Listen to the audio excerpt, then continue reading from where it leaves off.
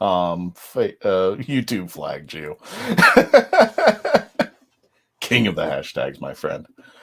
Alrighty. Well, without further ado, let's get this started. Stand by, folks. Tonight we are going to be talking about who deserves a spinoff. And if you want to put your stuff in the chats, make sure that you're putting in there. We're going to be starting live in just a few moments. Thank you, everyone, for joining us. Please stay safe, and here we go.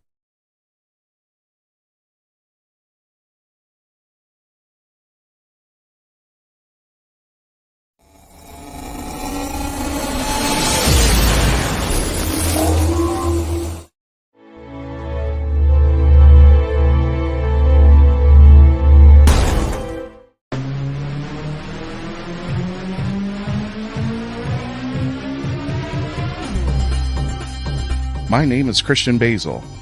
Years ago, I had an idea. I got myself a TARDIS. Took it to new places, met a lot of new people, took some great pictures, and talked Doctor Who. From Krypton Radio and the creators of the Hanging With web show, this is the legend of the Traveling TARDIS.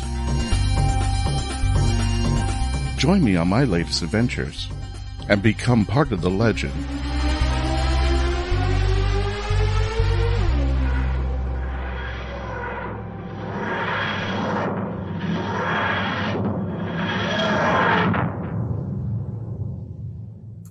And the Legend of the Traveling TARDIS has made another successful landing. Ladies and gentlemen, welcome to the Legend of the Traveling TARDIS. My name is Christian Basil. Today, again, for those who are just joining us, we are going to be discussing Doctor Who Deserves a Spin-Off. That's right. We will be discussing those shows that just didn't happen. You remember those shows, Torchwood, K9 and Company, the Sarah Jane Adventures, the other thing that I can't think of. Oh, Class. Yeah, we don't talk about Class as much, but yeah.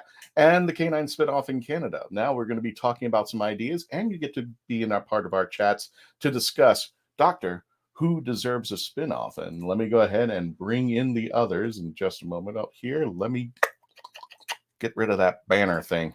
Get rid of that banner. There we go. Got rid of the banner, and here we go. Everybody's on mute, just the way I like it out there. And welcome, and we're going to say hi to our team of folks who are joining us today. First of all, we're going to start off with the lovely... That's why I've got your microphones off, so I don't have to laugh. Yeah. We're going to start with the lovely Blue Bonnet. You know her better as Andy from Blue Bonnet over on the YouTube channel. Blue Bonnet Whovian, is that right? Mm-hmm. On Whovian, please make sure you like, subscribe, and share all of her content. She's putting up some good stuff out there. Andy, welcome back. Thank you for joining us. How are you doing? I'm doing good. How are you guys doing? No, we're surviving out here. Again, don't forget to not only like Blue Bonnet Whovian on the YouTube channel, but like our show right here. We are climbing up to that big 2K number. We're getting very close out there. The more the merrier. I think we're like at 1780 something, 1780 like something. So make sure you are liking, sharing, commenting, and subscribing. And if you want to help fund the channel, super chats are always welcome on this channel there. Welcome to the show there, Andy. And speaking of which, here she comes back over here. I'm just pulling them up at random over there. The lovely Melina. How you doing there, Melina? Hi. You look terrorized when I pulled you up. I'm sorry. I'm just kind of nervous. Hi. Now the No, world can don't see be. my Don't be. Wait until Dave just razzes on me in just a second over there. Speaking of terrorizing, the Rat Hole. Yep. There it is. YouTube.com/the Rat Hole DOTCA. How you doing there, Dave? Welcome back. Finally, a real link, yes. He is official. Congratulations, Dave. 100 subscribers on the Facebook channel. Don't forget to subscribe to the rathole.ca. How you doing there? Please. I'm doing great. Otherwise, it's a crazy busy week. I leave for Nevada. I'm going to be at Dice Tower West here coming up next weekend. So I leave on Sunday and trying to get all the day job stuff done and keep the reviews flowing and keep the show flowing. And I don't have enough caffeine for this. Gotcha. And don't forget, we're doing our live chat. So Melanie's going to be pulling up the chats tonight. So if you are lucky enough, she's going to be pulling up. We're going to be displaying them and reading them. Tom gets flagged from YouTube. That's right. Yep. Speaking of which, the lovely Melanie Dean. How you doing there, Melanie? Hello, I'm doing quite well. Enjoying picking out who I'm trying to get all the hellos out of there first, so everyone can say. So Ramona, hello, garbage. Hello. But yes, you could go ahead and you can message either on Facebook or on YouTube. It seems to be a lot more of the YouTube crowds in here if you want to interact with amongst other Whovians. Otherwise, you can still always interact through here, and I'll just keep popping them up through here. And interesting, the 11th Doctor's here. Hello there, 11th Doctor. Yes, it So deserves a spin-off. And it will be about making custard and fish sticks. Nice. Yes. Welcome the doctors back over here. Speaking of the doctors, because I hope you're well, Christian. Yeah, I'm doing well. I'm hoping you're doing well there, Garbage. Thanks for joining us out there. Speaking of joining us, I hope she's feeling better. The lovely Mackenzie Floor. How you doing there, Mackenzie? Thanks for coming on today. I know you're a little sore. I know you had a little rough procedure, but I'm glad you're here there. How you feeling? I'm better now that I'm not in the hospital. I spent 8 days in the hospital. They took good care of me. I had 2 surgeries, and now I'm on the road to recovery. I'm just sore. I think they're looking at your wall there, Melanie. I think they're trying to see who's going to be up there shortly out there. Yet it is 11th Doctor. Not going to lie, I would love any excuse to see you back on the screen again. Actually, he's doing a movie, if I'm not mistaken. It's there's Morbius, Dr. Morbius. Yeah, he's going to be in that. Yeah, and there's also another movie that he just signed on to too. So he's very busy right now with House of Dragon. They just wrapped up. I want to say it was last week. The production team finally wrapped up, and now we got Morbius that's coming out March 31st for those in the UK, April 1st for us here in the US. And then there's another one, which I cannot think of the name of it right now because it's a brand new one that he plays a man who has lost a child. So that should be a very interesting one. All I'm going to say is this. After Star Wars and Terminator, you better have his butt on screen more than 5 minutes, for crying out loud. If you're going to have him at the screen, don't announce that you're going to have him and not even put him on there. Yeah, I'm talking to you there, Star Wars. What the heck? It was a cameo. What's that? In Star Wars, he was a cameo. Was he? I thought I didn't see him in there. Was he? He wasn't. He was supposed to be actually. He was supposed to be a cameo, but they didn't even put him on. Oh no, yeah, that part, because then they ended up changing the script. Yeah, I was just like, big announcement. He's going to be it, and he was supposed to be the son of the emperor or some kind of weird thing. Because let's do this. One of the original drafts. Yeah, exactly. That's unfortunate. That does happen in the screenwriting world, where you have a script and it's all ready to go, and then you get somebody who comes in and goes, "We're gonna get rid of the script, and we're gonna get rid of you, unfortunately, too, as a writer, because we don't have confidence that you can write whatever that is. So we're gonna hire somebody else." And then maybe they'll write something good, or maybe have a disaster like what happened in Game of Thrones. Gotcha. Well, today, as you can see, our topic for the episode is, and we've been kicking this idea around for a long time. And in fact, I think it's going to be, when we go to MegaCon, we've submitted it in for one of our questions or for our panels there. Doctor Who deserves a spin-off. You've seen all the spin-offs out there, and Doctor Who has a ton of them. That doesn't even include, what's the one? I can't think of it. It's supposed to surround UNIT. Andy, I remember there was like a spinoff. It had Elizabeth Sladen.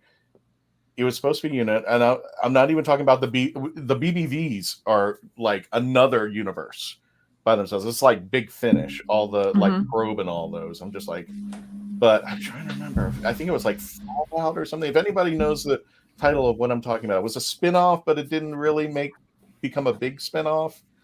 But it's there somewhat in the canon of Doctor Who. But it was supposed to, I think it involves UNIT. If anybody has that info, please shove it into the chat. We'll give you credit for that out there. So, I'm literally like racking my brain going. There is. I can't remember. Muncie, where are you? You would know this. Muncie would definitely know this because he's a big UNIT fan. Yeah, it was a big UNIT thing. I just can't remember what the series was.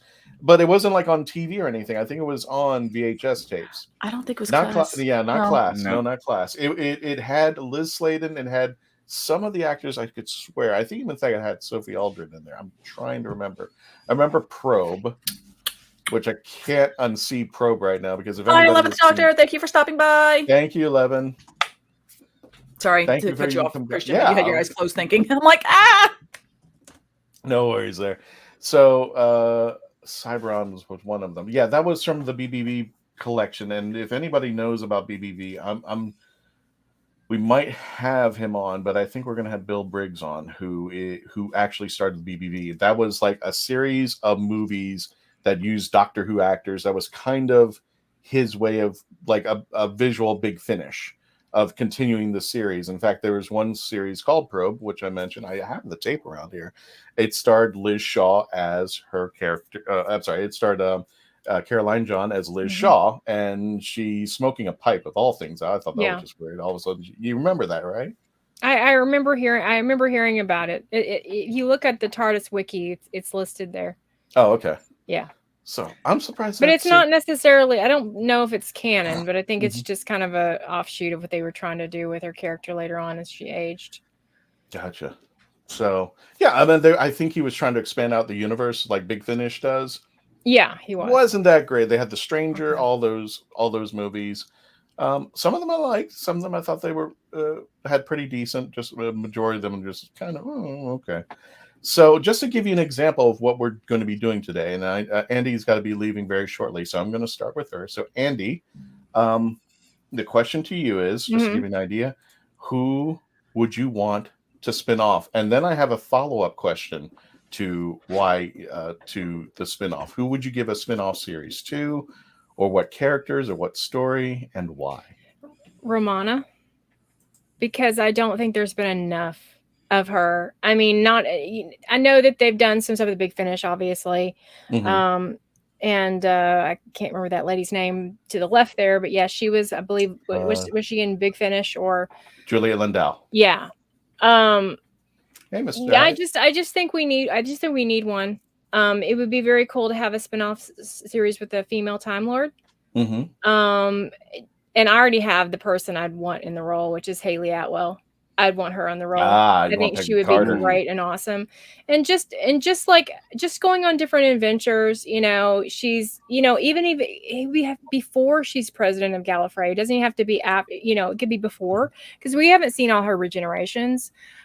Just her, and like every once in a while she'll run into the Doctor and help him with something, but it's basically would be her show, just flying around in her TARDIS and kind of, being awesome. I mean, I loved Mary Tam. I loved her, the Key of Time story arc with Tom Baker. It's my absolutely favorite. Yeah. Layla Ward was great too. I mean, City of Death. I mean, God, she was amazing in that. So, I just think that there would be so much you could do with her character that hasn't been explored, television wise. Like I said, we only got 2, Layla Ward and Mary Tam, and rest in peace, Mary Tam, but yeah. David Habb says, no, I do not think they should they should not have a spin-off series because it is such an awesome show out there. Well, I mean, there's some great stuff. Big Finish kind of proven that there is going to be other spin-offs. Now, you mentioned you want a new Romana, or would you want to pick one of the 3 to come up? Because I feel Juliet really hasn't had a chance to shine. She does it in Big Finish. She shines well. Well, she rarely echoes the first. I don't know. I think you need I mean, it's nothing against her. I haven't listened to Big Finish, so I do not know. I mean, she might be wonderful. She might be great. I definitely need to rectify that. I definitely need to listen to her. But yeah, I just think you would need a name that's going to that's going to pull you in. Hayley Atwell. I mean, she's been in Big Finish before. She's got the ties to Doctor Who. I mean, I think she could pull it off. Plus, my friend Gary would be so disappointed if she wasn't Romana because he loves Hayley Atwell. So yeah, I think she could pull it off because she's got a very tough. We've been swatted, and Melanie has swatted back. Sorry. No, that would be cool. So I guess my question is also, where would you pick up Romana? Would it be a prequel? Would it be her time on Gallifrey, or would it be after Gallifrey, the Time War? I've gone back and forth. I mean, it would be nice to see a regeneration we didn't know much about, like, 'cause there's a mystery there. But I also think that it would be cool to have Layla Ward, come in, and I know that kind of messes with the Big Finish thing, but have her come in just for an episode and then have her regenerate, possibly. I mean, that would be interesting. I mean, we've actually, only seen her, huh? A War Romana? Sure. Because we've had War Doctor, War Master. Why not War Romana? Sure, that sounds great to me. So we have the War trilogy there going out there with the Romana, a Doctor, and the Master. That would be great. And I do want an explanation. And this might be a bad assumption because we haven't really seen the story. How did she lose control of Gallifrey? I mean, how did it end up back in Rassilon's hands, being resurrected? Right, exactly. During the Time War. So that is true. That would be interesting to see, how that happened, and and then we might get a regeneration out of that. Because there seems, I mean, I think that explanation needs to go out there, and I know Big Finish is tapping on it. But maybe that it was taken from her and she was exiled, and that's why she's on the run. Who knows? You could do a lot with it. Mm-hmm.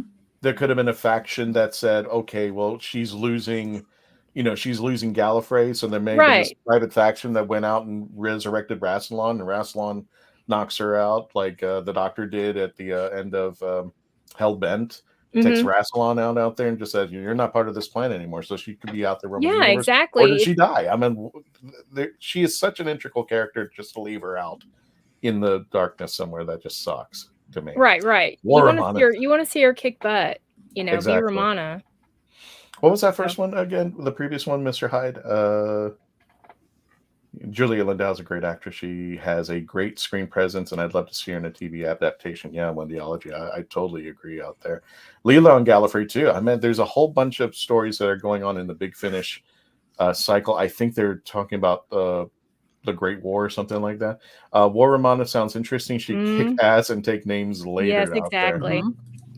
So I am all for that. Speaking of all for that, we are going to head to a commercial break. I wanted Andy to make sure we got a chance to see her out there. And just in case she has to leave early, don't forget to subscribe to her YouTube channel, Blue Bonnet Whovian. Check out her material and work. And you do other stuff as well, not just Doctor Who, but you review other stuff as well. Right. A lot of cult movies, a lot of nostalgic stuff. Definitely older shows. But yeah, and it's not just Doctor Who, but there's a lot of Doctor Who. A lot of Doctor Who. Talking about how much we love Doctor Who. So yeah, check it out. We're going to get with your chats and continue the discussion when we return. Please continue to stay logged on, tuned in, and become part of the legend. Here we go.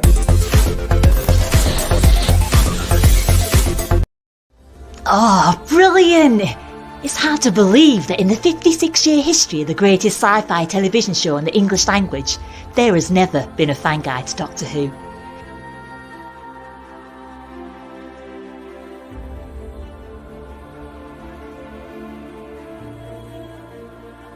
The official books might give you what they think you need to know, but only a guide written by a true fan will give you what you really want to know. Join Whovian, the brilliant Mackenzie Flaw, as she takes you on an intensive journey inside the world of the first female Doctor. In the Binge Watcher's Guide to Doctor Who, Season 11. Right, let's get a shift on. Jackie Sonnenberg's My Soul to Keep is a ghost story rooted in the realities of actual cults. When 13-year-old Sky Monroe arrives at her new boarding school, all she can think about is death and connecting with the afterlife. Soon she discovers her school's spirituality group, the Guardians of Light, and they have a secret. They can speak with the dead, and the organization is a cult. But this isn't Sky's only problem. The campus house where Sky resides is haunted, and even the ghosts have an agenda. They intend on getting the souls they want. Filled with mystery and intrigue plucked straight from the headlines, author Jackie Sonnenberg's research and attention to detail give this ghost story an even more eerie atmosphere. Find My Soul to Keep on Amazon.com today. You're watching us on the YouTube channel, Facebook page, on our Twitch channel, Twitter, wherever you're watching us. Thank our friends at Now Raging 2 with Nita and Daphne. Check them out and tell them Legends Traveling TARDIS sent you. Hi everyone, Daphne Lage here. Join Nita Lanning and me on the Raging 2 The Vlogs show, where we talk about everything, nothing, and all the bits in between. Looking for hour-long conversations about indie comics, social media marketing, and crowdfunding, with the occasional rant and story time? Head on over to the Raging 2 channel on YouTube, Mondays through Fridays at 11 a.m. Eastern to join in the chat. Hit the button. That's right. Hit the subscribe button on the YouTube channel and check out Raging 2. And the Legend of the Traveling TARDIS also wants to welcome our new sponsor, Jamie Engel of The Right Angle. Enjoy. Hi, my name is Jamie Engel, critically acclaimed author of The Toilet Papers, Places to Go While You Go, a short story collection suited to match your bathroom needs. Only have to go a little? No problem. I've got stories under 1,000 words for you. Far from poopin'? I've got you covered, with stories over 5,000 words to keep you occupied, while your latrine stays occupied. And that's not all. The Toilet Papers is endorsed by the fine folks from Squatty Potty, the stool for better stools. But don't take my word for it. See what Dookie the Squatty Potty unicorn has to say on YouTube. You won't be disappointed. Well, I've got to go, but you can grab your copy of The Toilet Papers on Amazon in ebook or print, or get an autographed copy from me at therightangle.com. And don't worry, I promise I'll wash my hands first. The Toilet Papers. You might just stay in the bathroom longer than you need to.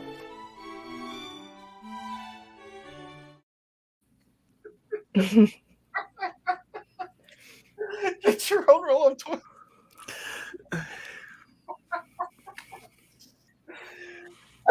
Okay.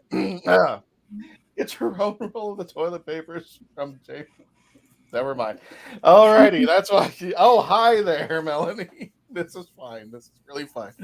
Welcome back to the Legend of the Traveling TARDIS. My name is Christian Basil. I am here with Melanie, Dave, Andy, Melina, and Mackenzie Floor. And that's not a parody. That was Jamie Engel, The Right Angle. She's our newest sponsor. And check out her toilet papers. That add-on. That add-on. I need to go watch now. Exactly. If you're just joining us, welcome. We are talking about spin-offs. Doctor Who deserves a spin-off, and we've already discussed that from Andy. Romana definitely deserves a spin-off on the series. Wendyology, lovely folks. It's on the late side here. Sadly, I'm heading off to bed, but I hope you have a taxi train. Wendy, it's going to be on for tomorrow, so you can check out the rest of it. Tom needs a sanitizer. Yep, shush. Will we find out? Oh, that's right. They're the new Big Finish series. Will we find out in Gallifrey War Room from Big Finish? So that is a very, very good question of things to be coming up. Never mind there. So the question is, who deserves a spinoff? Don't forget to put it in your chats there. Don't forget to subscribe, like, share, comment on this episode out here. And you know what, Dave? I'm going to bring you on in here. We're going to bring you up. You're following a roll of toilet paper. I'm sorry, my friend. Thanks. Congrats. Here, we'll on just that do this. segue. Oh, that's okay. Here, we'll just go like this. If you're really lucky, you can find this fabulous author and get an autographed copy. There. Now we'll use that commercial. That commercial now ended things. Ha ha! Hi. Dave, Doctor Who has a spinoff. What would you use? What is your spinoff choice? Who would it be? I had like a list because there's just so many options, and we kind of established unofficially that we were going for not Big Finish, like existing Big Finish characters. Because if we had, I would have said Iris Wildtime, because we always need more Katie Manning. Yes, but what I ended up settling on is a character that I usually say I hate. Wow. Okay. I really wish she had left earlier, but I really kind of like how she ended up leaving, and that's Clara and me. What? I want that diner TARDIS. All right. Really, it's less Clara that I want and more her TARDIS. You know what? That would be redemption for me. That's just redemption for these two to have a series. Yeah, I'd be okay with it. I'd watch it.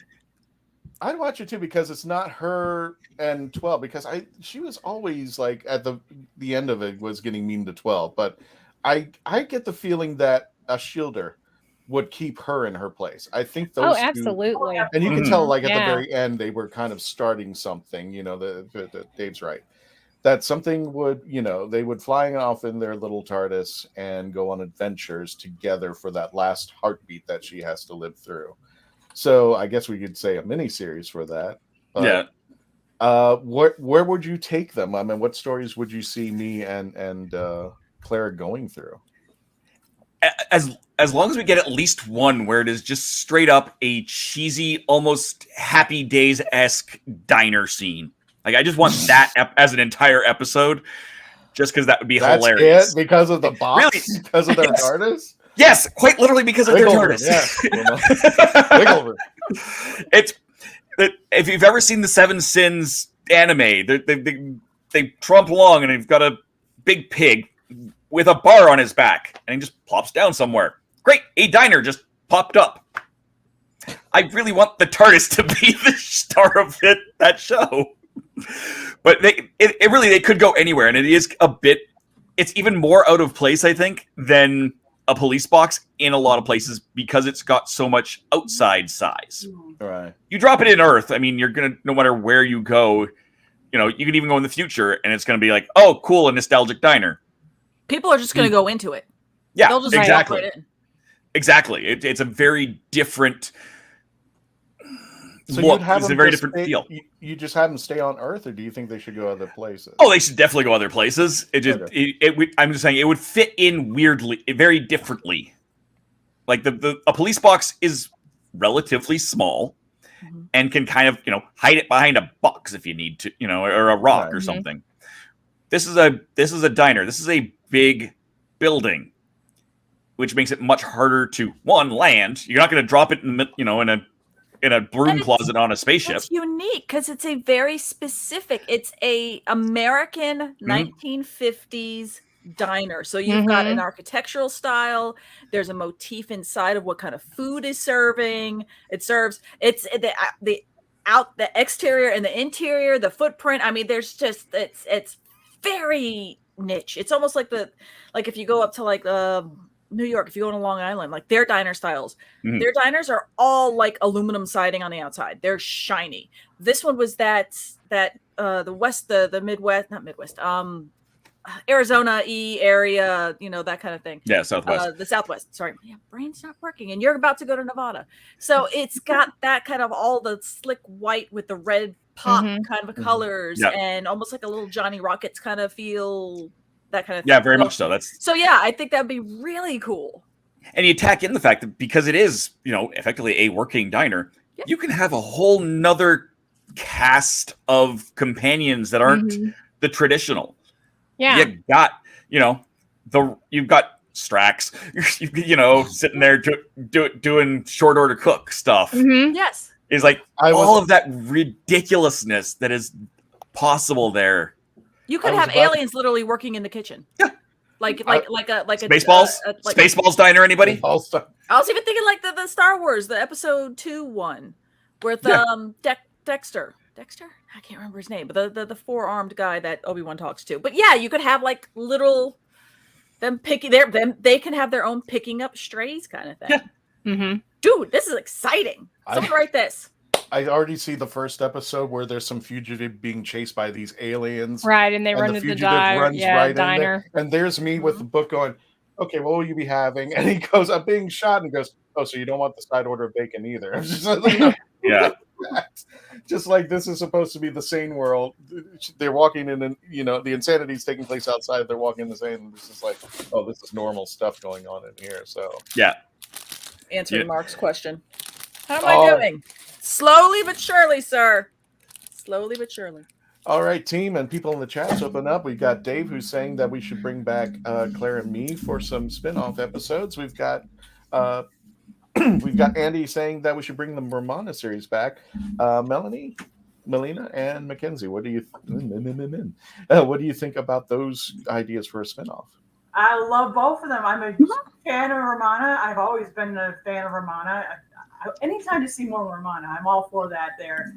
And I have to agree with Dave. I'm not that big a fan of Clara, but I think you could have some kind of silliness there. I think it also would be interesting to find out, did Clara and me get back to Gallifrey before monsters like kaboom? Yeah. I think and tell me, because you're a big fan of Capaldi, Andy, and I know you weren't a big fan of Clara, but I think her Clara. Well, I think her Clara would work with me better than 12 in this scenario. I think they do complement each other. The Clara and 12 thing is very misunderstood, and the reason why I'm saying that is because their story arc was a story arc about forgiveness. The Doctor forgiving her for being such a terrible person to him.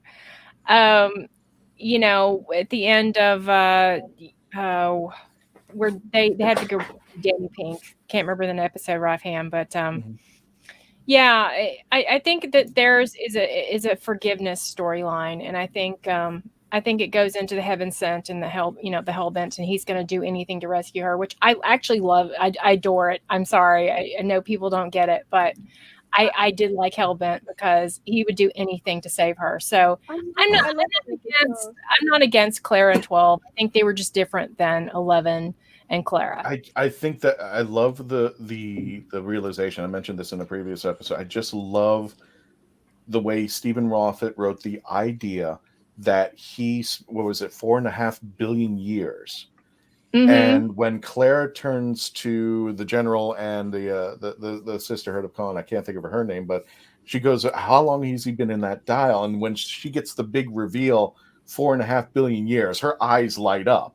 She walks over to the Doctor and basically almost ready to slap him. And she turns to him and goes like, why would you do that? And goes, he just brushes it off like it's nothing.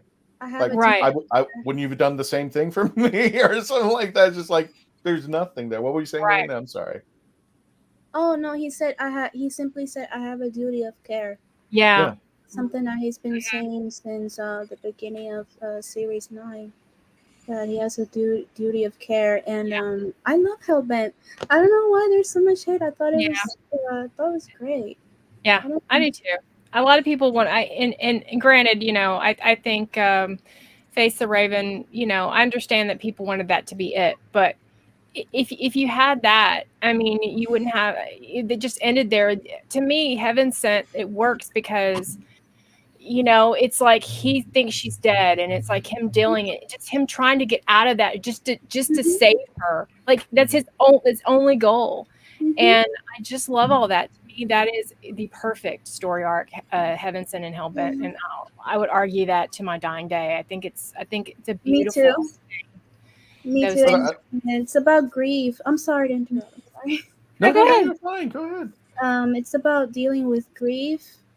And having that, oh God, don't do that. Okay. Go ahead, Melina. I'm sorry. It's okay. Just a little. I'm tiny bit camera shy. That's okay. It's about dealing about grief, and I can understand it in a personal level because there's different stages of grief. Acceptance is one of them, and what he was. I don't like in Hellbent. I don't know. A lot of people say that the Doctor did some things that the Doctor wouldn't do, but I think that's the point. What he's willing to do because he's so tired of losing people so close to him. And I mean, you have to have some layers with the Doctor, and I think they chose the perfect actor to portray that. And it was Peter Capaldi. That man broke me. When I was watching Heaven Sent, I couldn't stop crying. I felt the pain. I felt it. Especially when you lose somebody so close. So I think it's very misunderstood by a lot of fans. A lot of people saying that it's out of character and angry at Clara. But I think the thing about Clara and 12 is that they really push each other. You understand? That's why they can't be together, because one is willing to do the extreme for each other. So it'll literally break the universe when they're together. So that's the way I see it. Yeah, No, that's what that was pretty much I think Moffat's goal was is to get people to see that. Uh-huh.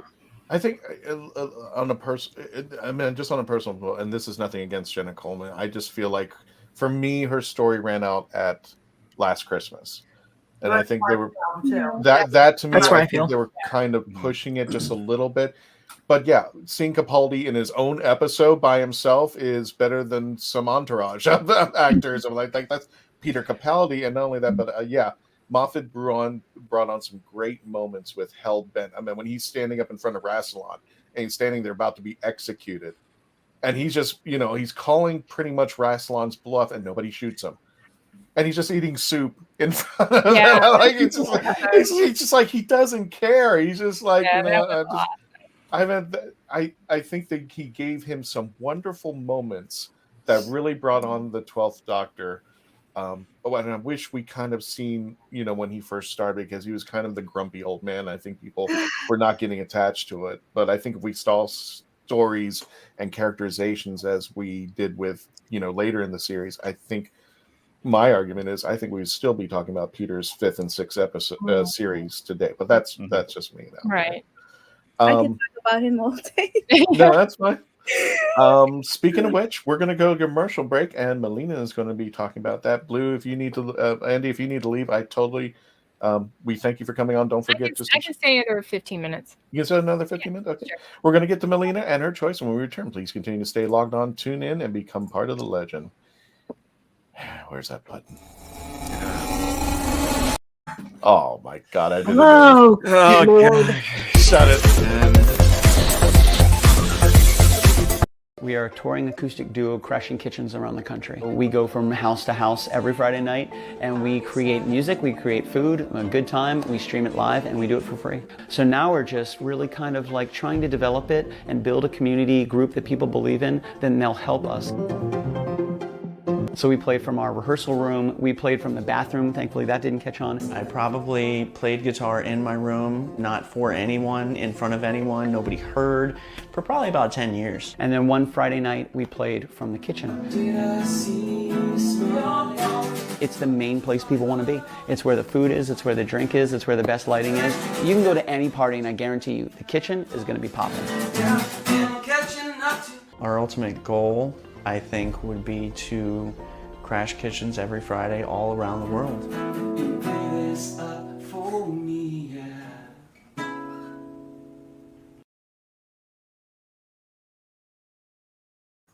Meet the Doctor. I'm the Doctor. But not the one you were expecting. All right, sexy.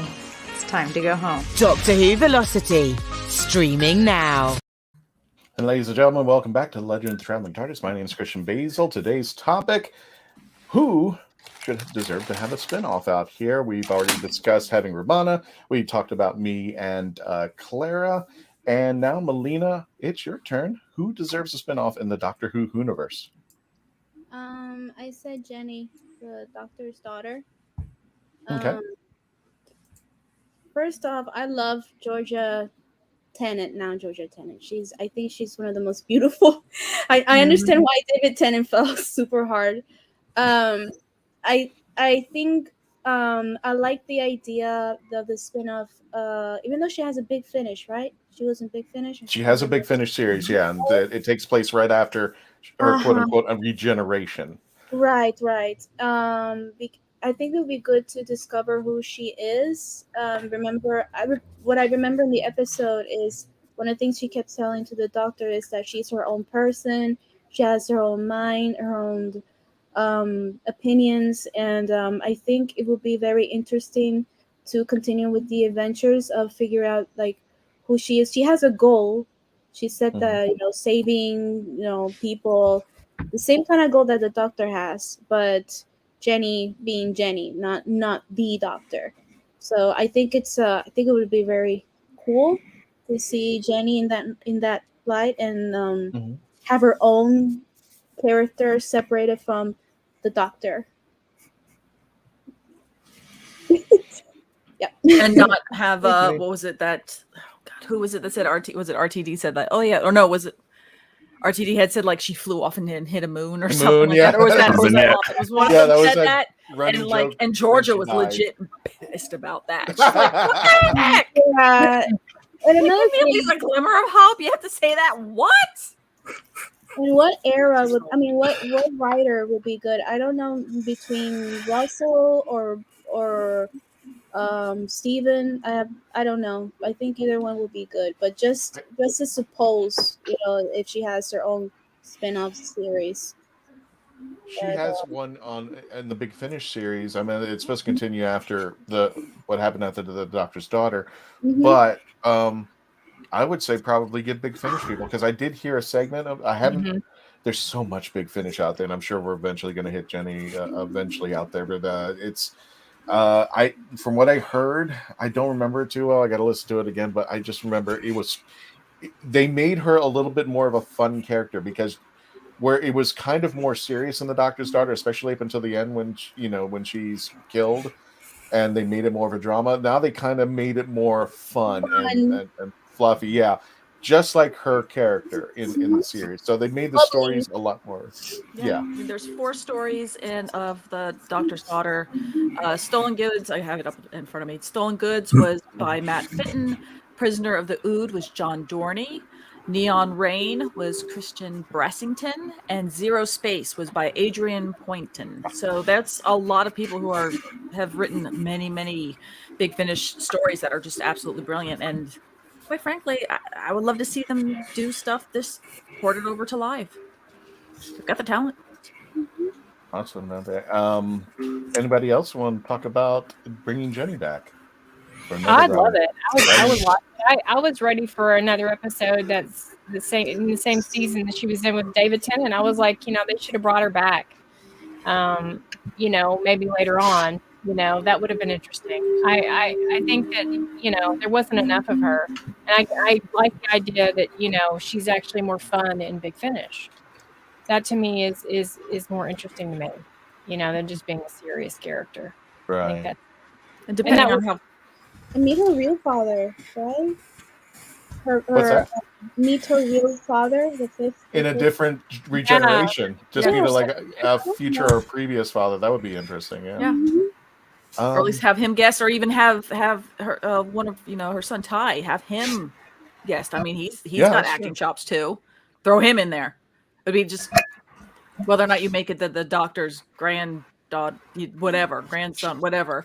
But you could, even throw him in there, because I mean, literally, there's a fun little family dynamic that's around Doctor Who with that. So that'd be kind of cool within Jenny's story, if they want to do that. I mean, they don't have to do that. I mean, sometimes I would hate for her to be, become embittered. Why? Okay, well, we're just doing this because of the connection to it, and really, no, she's just watch staged. I mean, she's absolutely phenomenal. Mm-hmm. Yeah. Now, I know we're about a little bit over 3/4 of the way of the show, but I want to bring this up because I'm actually shocked that these guys weren't mentioned as of yet, and we intentionally wanted to make sure, because there's been a lot of cry for these guys to have their own series, even though Big Finish has explored it. Not only that, but with Jago and Lightfoot had a spin-off with one of the characters as well. And if we have time in the after party, we'll talk about it, but I'm talking about the Paternoster gang. So we will be talking about them a little later. I know. So we said we couldn't choose them. I knew that it was going to be in a our choice, chat. but I wanted to give them more time, because I know that they had more screen presence, and I know people have been screaming at the top of their lungs that if any of the characters from Doctor Who, these 3 should have their own series come to its fruition, especially now in Big Finish, because they've got tons and tufts and stuff out there. Evolution of the Geek, didn't RTD say? Yeah, we just mentioned that Evolution, that he crashed into the moon. And it's like, it could be, what was it? It could be a Patrick Duffy thing where she crashes in the moon and she wakes up in the shower going like, I thought that was a bad dream. Something like that. It's like, So we got her and Clara and K9. K9 can be cleaning up the diner, and Jenny's in the diner, and everyone's in the diner. Everyone's in the well. I think that's what the idea was, that everybody walks into the diner eventually and becomes part of me. I had the most ridiculous idea. It has to land post-war Paris, and all of the mostly Germans, because those are the ones who are left alive, cast from LOLO come in. It's like Guy Seiner comes in, and all of the cast members. Dream are from, you from having? LOLO. I am. It's a great show. So it's like, let's just do a random crossover. What is in that coffee cup, sir? It's Canadian. Yeah. Coffee. Coffee with little a lot maple of syrup. A lot of sugar. That's it. All these Canadians, they just drink like straight up maple syrup. Woo! Mackenzie. Speaking of maple syrup, I have no idea where that. Mackenzie, save us. Mackenzie, save us. What was your choice as far as who would have a spinoff and why? Well, I had to go more current because there's a lot of stuff out there, and I had to think of outside of the big finish. There's like what you just did with the three with Drax. I would love to see them on it. They definitely need to have their own spinoff. I could see that being as well as the professor that was in the series 13. I would love to see something with him with Jericho. Yes. Yeah, I would love to see something like that. Though for me, I really want to see more of Azure and Swarm. The one thing about Swarm, when he said to 13 at the very beginning, that they have danced across time and space. That line really stuck with me, and it made me feel like he was a pre-monster possibly, and that how long did they really go at it? I would like to see some more of them fighting each other and see if there's some similarities between them and how the monster was. I mean, did the monster even contact these guys? I mean, it's very possible even that somehow maybe the monster mixed in here and we didn't even know it. So I would love to see more of them, and it would be really cool. I would even argue that, and I know I said this when I was reviewing the Flux show, I would have just focused on them. We didn't even need the Cybermen or the Daleks or the Centaurans. We could have just focused on those. Those could have been 6 episodes. Oh, absolutely. Absolutely. I felt like the way that they were presented at the very beginning, that was the bad guys. That was where we were going to see all that going through this whole entire series and seeing how they both outwitting each other. And then it just seemed like they were there and they had a part to play, but it was just, for me, there's too much potential that got left behind. All right, Carl, thanks for joining us, man. I do think there was a lot of potential, and in that, not only that, wouldn't it have been cool instead of having that scene where it just felt just disconnected, the scene in Unit, and even though I was happy to see Jenna Redgrave back as Kate Stewart, love that, but wouldn't it have been funny if the Swarm somehow were involved? It were like they were literally going back into the Doctor's timelines at certain points to try to manipulate it, like screw with Unit, so that they would have convinced that the third Doctor landing on the planet was a bad guy or something of that nature. Absolutely. I mean, they're just so like, I didn't even understand why the other to have like this series special with them, but I'm like, they were so disconnected. I would have just focused on the new storyline with, I can't think of their names right now, but the space Chewbacca's, and just just had their fun with those, because they were really brutal. But they just kind of like, it'd be like having Sacha Dhawan come in as the Master, and then he just walks up to the Doctor and then walks away, and just like, well, what's the point in that? It's like it starts strong. That's my criticism. I feel like it starts strong. But then it's just what I personally think is that Chibnall starts good. He has an idea, and it's like it's good, and he starts strong. But then I feel like it just kind of goes downhill, because I think he doesn't know what to do with it afterwards. That's my opinion, and I think that Kate was a tiny bit. I don't know. I don't want to say the word wasted. But it kind of felt to me, I would actually go with that, Melina. I felt like that she was kind of like, it was just there for name brand recognition, not necessarily something to pull along. I kind of like the infiltration a little bit there, but it was like, it just kind of fell flat on its face. I mean, there was so much potential. I said, you know what, you could have done without anything and just focused on the Flux and the Swarm and these characters, because they seem to have their own potential. And it just kind of on that there. Yeah, the thing that really bothered me was the fact that Swarm had said that he, because the Doctor doesn't remember him, therefore he has an advantage. And it was like, where was Thank you, Ramon. Where was the advantage? I did not see that advantage that he really had. And what was getting, he could easily have put the Doctor into some big trap that the Doctor would not have been able to get through because, well, he knows what she's going to do. So therefore, he can already kind of go, well, they're going to do that's a great chess piece. I already know what your moves are before you even do them because I've done them before. I played this game before with you, Doctor. And that I think would have been some great potential. So to see them, I get the feeling that's not. I know that the end of the episode probably did, but I get the feeling that they're going to come back like the Master. Somehow they're going to bring him back. Yeah, I think that they're going to somehow come back too, and I really do hope that too because I just feel like they need to come back for anything. There's just too much.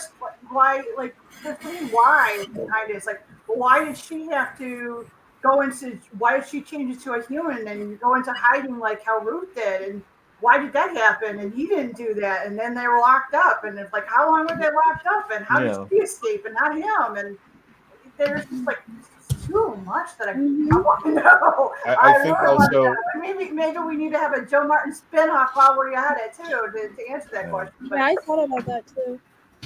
I think, Melina, I actually agree with you. I think it was just wasted. I think it was just kind of thrown in there for, let's do this to just have something from the past come back. And it's just like, well, if you're going to use, look what we can do. Like fan service. Yeah, it was but I mean, there's fan service. Yeah, it's failed. There's name dropping kind of deal. Right. It's just like, what was it? I always equate this to what was it? For anybody who's seen this, Mortal Kombat 2. Yes. Where they name dropped the people who were going to be in the movie, or at least essentially, but they never did anything with them. They said, "Oh yeah, we locked up these players." I'm just like, why did you just throw them into the movie? And spoiler alert, Johnny Cage gets killed like within seconds. Within seconds, yeah. It was just a meaningless thing. It was it was supposed to be a Howard Stern shot, I shock wasn't value. shocked. It took me a while to register. But it was like, okay, spoilers. There was this thing between Sonya and Johnny Cage, and that just kind of fizzled out. So I'm just, there's just a lot. They could do a Mandalorian style show with Sabalong Blitz, and I'm sorry, and then poor actor died a while back. So that would be cool. But anyway, he was on my list too. We're going to hit our last commercial break. When we return, Melanie and I are going to give our takes, and then we will probably go into the after party to discuss Pastor Nodder Gang. When we return, please continue to stay logged on, tuned in, and become part of the legend. Thank you all for joining us. Here we go.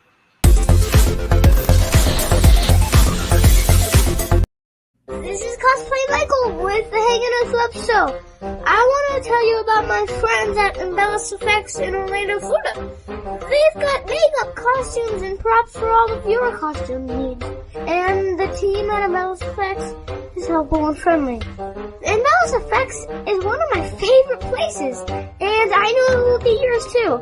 I'll see you there. Or go to embelliseffects.com. And remember, cosplay is for everyone. The massive audio Doctor Who Bad Wolf Bluetooth TARDIS speaker. That's all I gotta say, one word. Wow. It looks like it just jumped right off the screen.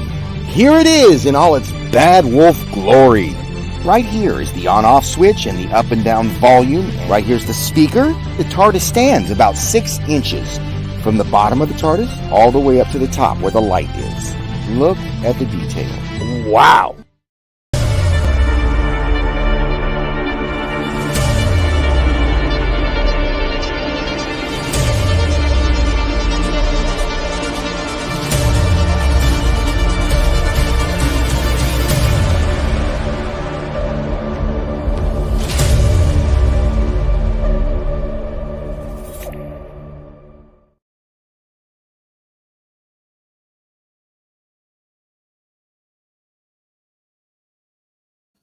For friends online, that's Worlds Apart, DoctorWho-WorldsApart.com. We will be playing that game hopefully very soon there. So just waiting for Mort to get together. We're going to do it.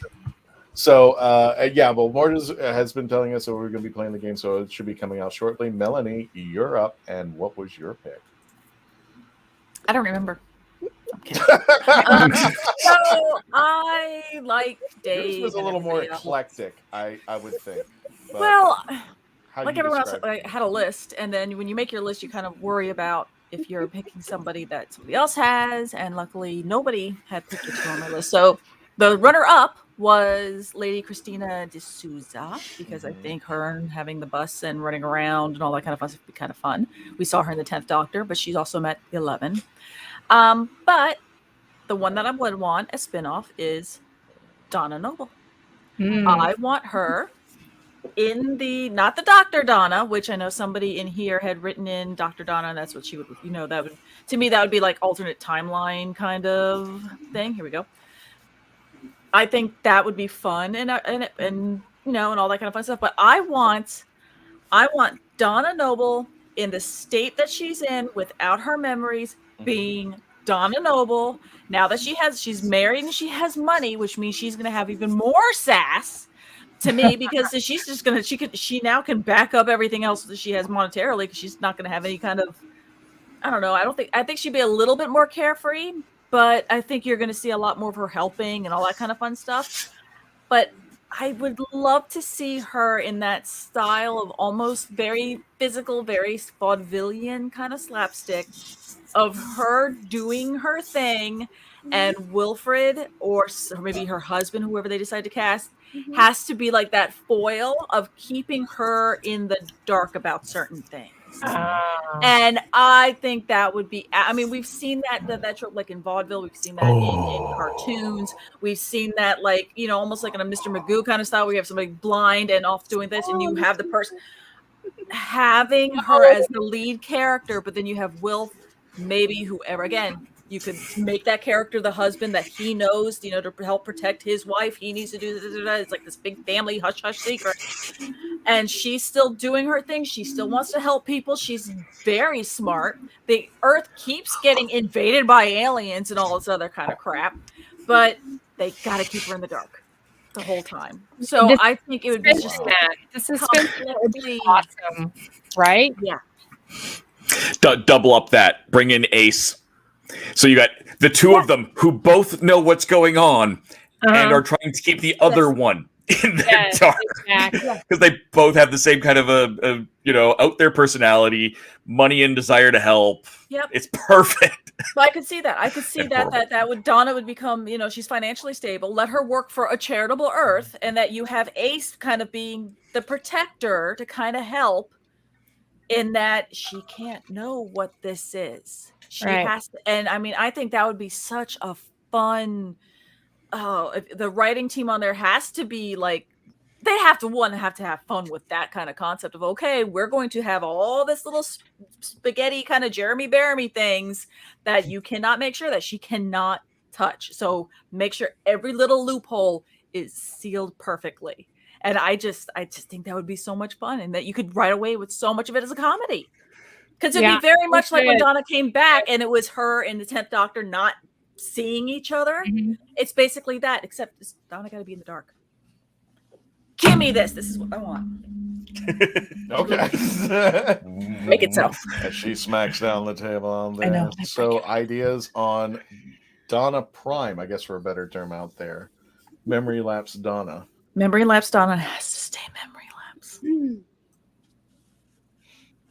Get into the chats right now, and Melanie is describing a Doctor Who Donna-centric sitcom, and I'm here 100% here. Yes, Kevo, yes. I want that. Yes. Be a sitcom. It really should. A 30-minute sitcom. Yes, sitcom style. Don't try to make this too drama-y. Easy Don't to watch. Nothing too complicated. Hey, Shirley. Don't forget to go check out the Pandora restaurant if you're in the New York area. Shirley Winlock Hot. She literally has fish fingers and custards on the menu. Check her out there. I do have a choice, and I do think it was kind of, I don't want to say cheating, but I really wanted to do this. It depends upon your definition of a spinoff, but technically this might be. When we had the 50th anniversary, we had, for a better term, that spin-off episode, Adventures in Time. It was Adventures Through Time and Space, that dealt with the back half of everything that was going on through Doctor Who. Yes. Why can't we go further with a series like that? Have a series on Patrick Troughton, John Pertwee, Tom Baker, on the history of Doctor Who, the stories about John Nathan Turner, the stories about Russell T Davies growing up. We could see the little geeky kid in front of the TV with the glasses on, and how he would become the producer that would bring back Doctor Who circa 2005. So that would be, I guess, for a better term, my spinoff. And I actually would love to see these three together to do a 3 Doctors episode. That would be actually brilliant out there. But that is that would be my take, to continue on where Adventures in Time and Space took place, to see the things in the background that we never saw. You know, the story behind Michael Grade and Colin Baker, the 6th Doctor, and the turbulent ride that he had to go through, you know, to take on the new role, and eventually being sacked from the role. You know, what was it like for Sylvester McCoy when he was the last Doctor in 1989, and after 26 seasons the series ends? And you know, how about the audition for the 8th Doctor, which took place in Vancouver, and you have Paul McGann, but you also have a very slightly unknown Peter Capaldi audition for the role. Have him actually be auditioning for the role and see him in real time do it. I think the stories behind the scene are just as monumental as the stories in front of the screen. And I think it would be so great to elaborate on those stories, because there's so many. In fact, a friend of mine. But you would want to you'd want to keep it as historical fiction. Yeah. Well, I mean, it can be based on true stuff, but it's not. Yeah. I mean, if you go nonfiction, then you're just doing a documentary. Yeah. Docudrama. It could go either way, but I would love to hear more of those stories. I'm sure there was part drama and part, part reality of Adventures in Time and Space, especially the scene where David Bradley's on top of the fireplace going, "I don't want to go." I'm not sure he actually said that, but I'm sure that really got to the Whovians when he said that. I would love to see all these books come to life and just put onto the big screen for people, and especially for in the world that we live in, and kids who don't have time to read books, to go back and find out what it was like for classic Doctor Who. I know they've had documentaries and specials and such, explaining the things of that nature, but to actually have it in real time, to see it in person, a whole story on not only that, but maybe expanding on Verity Lambert or Waris Hussein and all those stories that, we know about, but we're only getting a glimpse of what we're seeing. Let's expand it. I think Christian has a good idea. Thank you, Tom. Appreciate it. I love that hashtag too. Yeah, shut up. So nice. So keep going in the chats. We are going to be going into the after party. So any final words before we head into the after party? Many children in need specials. Yeah, why not? This is a good one. When was the last time we had a children in need special with Doctor Who? Did they have one this past year? Or because COVID, it didn't happen? I don't know. Have they done a story of pre-Chair Davros? I think that would be amazing. Big Finish certainly has. Big Finish. Isn't I Davros part of that? No. It wasn't I Davros. I think it was. But pre-Chair Davros. Well, that one episode, was it the Sorcerer's Apprentice or the Witch's Familiar or whatever it was? That there's is the pre. I think it's a 6th Doctor. Oh, okay. I'm gonna head because I need to get for tomorrow. But thank you so much for having me on. This has been so much fun. And I loved all the ideas. They were all great. I would watch all of them. Awesome. But yeah, thank you so much. Andy, give a shout out to the audience where they can find you and where. I'm Blue Bonnet Whovian. You can find me at Dr. Clara 7 on Twitter, and you can find me on YouTube at Blue Bonnet Whovian. Gotcha. Well, everybody, we are going into the after party. We'll continue for another 30 minutes. Everybody, thank Andy for joining us today. Bye. And we're going to continue our discussion. Bye, everybody. Bye. Bye. There you go. Hold on. I got to find that little... There we go.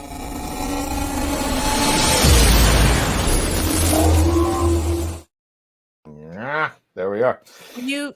Well, I know we were talking about the pre-Davros one, the Juggernauts. Yeah, that's the one I was The thinking. Juggernaut, Yes. thank you. Yes, Yeah. I knew it was. I knew he had done it. But yeah. Which made for me also was which was a great story for Mel. Yes. Because I couldn't stand her, and she's my namesake, and I'm like, what the heck? Or we share a name. She's not my namesake. Ooh. I didn't get a picture up in time, but I was thinking more of I was going to call it Doctor Who the Villains, and the idea behind this was, if you remember, anybody know the Tom Stoppard play Rosencrantz and Guildenstern Are Dead? Mm-hmm. Yeah. It makes Hamlet the minor character and takes two of the minor characters and makes them the major characters. Yes.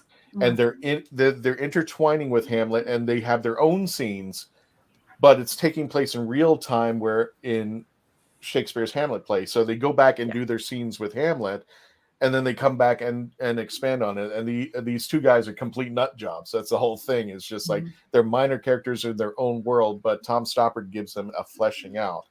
And I've always thought, in the same regards that Back to the Future 2, what if we were to see things from the angle of the villains that we don't see in the TV show? So there would be like an episode, let's say the Sorcerer's Apprentice in real time, where we all seen the Doctor's angles. But remember, there's a scene where Davros is yanked out of the chair and he's lying on the ground. Well, what if we? And I think he calls on Colony Sarn. I think that was the bad guy's name, the snaky thing.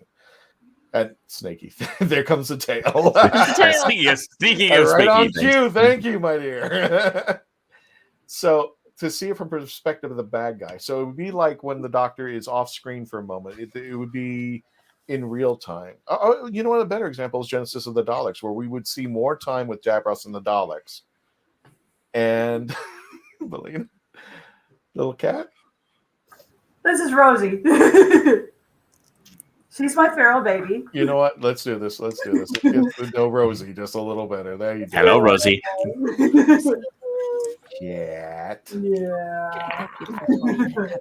Snaky thing. There's the tail coming out. Yeah. Good timing, Rosie. Like, very good timing. Yeah. But there would be just scenes and episodes where it would expand on the side of the villains right when the Doctor's. What would you think about that? Just like an offshoot. Depends on the villain. Yeah. Right. Because I'm not talking about like the Candy Man. I'm talking about like, Oh no, I'd go for that. I totally I know you would go. I shouldn't use it as an example because I would probably go for it too. I would have no problem with it there. Would it be the Absorbaloff? No.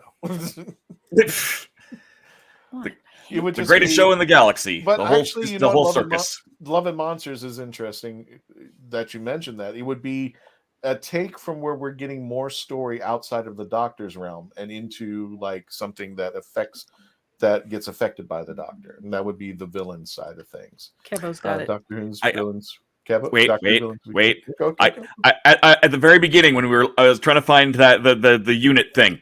Instead, I found this. Nah. Nelvana. This is concept art for a Kevo down so we can see that for a second. There yeah, it's concept art for an animated Doctor Who spin-off series by Nelvana, who did like the Care Bears, who did all of the classic 80s cartoons, and is also based in Canada. Yeah, this was actual concept art for a Doctor Who series, not fan art or anything like that. And you can see I just everything about this I love so much. So yes, I'm down for the whole more Doctor Who animated. Yeah. What if I haven't read the comic books as much, but what if we fleshed out the comic books as well? There is a comic book actually that I like, but I've only got the one comic Which book. comics? The Titan ones or the ones before that? I think the it's Marvel the Titan ones. Okay. Yes. God, no, I would love a simulation. The Marvel Doctor Who ones? I'm like, I would love not the Marvel, but yeah, the Titan ones, the new ones, the ones with the 11th Doctor and Amy. They actually come across a historical figure, Alan Turing. They come across him, and he mentions what happens to Alan Turing to Amy, and the way that they characterized Alan and the Doctor playing off of each other was actually quite fun. Things like that. I mean, we've been talking about, who should we meet characters, but that would be great to see the comic books actually get fleshed off into life. I used to work for a studio that did Nelvana stuff. And then I forgot he was in Vancouver. So yeah, that makes sense. What's Nelvana? I'm sorry, I'm really bad. Nelvana it was an animation studio and a lot of stuff. So that, like, if you recognize that art style of that picture, yeah, that's Nelvana. That they did so much stuff in the 80s, especially. Yeah, to the internet. Yeah, they almost set the tone of 1980s animation, to be perfectly honest. And to answer Tom's question, I do remember a cover of the Fourth Doctor turning into a werewolf. I don't know what the story is about, but you see in the cover that the Doctor is turning into they're still around. Yeah, to a werewolf. I believe that's a Marvel comic. There's like a lot of them out there. I don't have any of the Marvel comics, and rest his soul. I was actually given some of the Titan comics, the ones I mentioned. The 11th Doctor is a gift from Ken Spivey himself. So Nelvana did the first Clone Wars cartoons. Oh, yes, they're still around. Yes, whenever I think Nelvana, I think 80s. But yes, they are totally still around, still doing stuff. The Getty stuff? Wait. Dang it, Kevo, back to the internet. There's also a things at once at this moment. And I've now completely forgotten who it was. But I talked about this on Station Who. There's a company doing comics expanding on the Doctor Who universe, exactly as we're saying. So like there's one that takes place in Paradise Towers after those episodes. And I cannot for the life of me remember what that company was called. But they've got a ton of stuff. It's not Doctor Who. Nelvana did the animated sequences in the Star Wars holiday special. That's why that style looked real familiar to me. Oh. So that infamous Boba Fett holding the thing, writing something, that was Nelvana. Sorry. No, you're fine. If you ever get a chance, I'm bringing up Tom's comment. Love the anime of the Third Doctor. There is a pretty much, I don't know if it's an actual full-length movie, but they did an Japanese anime of the Third Doctor. And it is incredible to watch. It even includes the Brigadier, and he has a companion that's a little bit more, for a better term, anime. It would almost be like turning Leela into an anime and making her a little bit kooky and funny, because she is just kind of off the wall, and it's just like the Third Doctor is doing his thing. He's talking to the Brigadier, and in the background is his companion going completely nutso about looking around and stuff. So if you ever get a chance, I think you can actually look it up on YouTube, Third Doctor anime, and it's like seeing, and there's they even animated Roger Delgado's Master, and I thought it was a cool concept. Could you imagine Doctor Who being a Japanese anime? Especially for classic Who? Like yes. Manga style manga? Manga style, that would be really cool. Can you imagine that? I wish we could play it. I just don't know about the copyrights. I don't want to do it. I don't want to mess with that. But it is a cool video if you get a chance on YouTube there. Let me get to the next comment. James, I'm assuming this was a story too, but did Rory just sit and watch the Pandorica the whole time? In fact, James, Big Finish does answer your question. They actually do have a series they called The Centaurian, and it is Rory's time while he's waiting for Amy to come out of the Pandorica. You get a whole series on that. I know it's either coming out or it's already out. I think the first episode came out.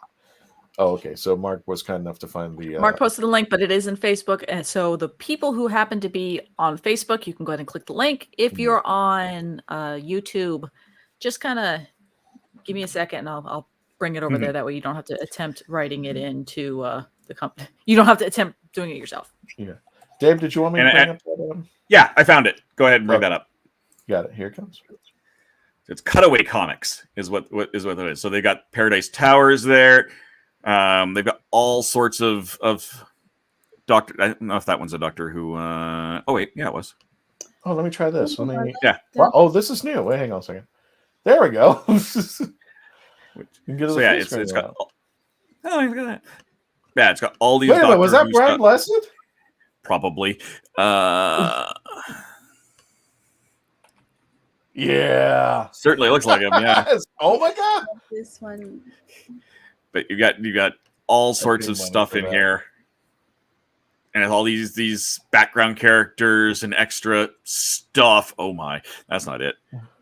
Yeah. So there are other comics besides that, and it's really freaking cool.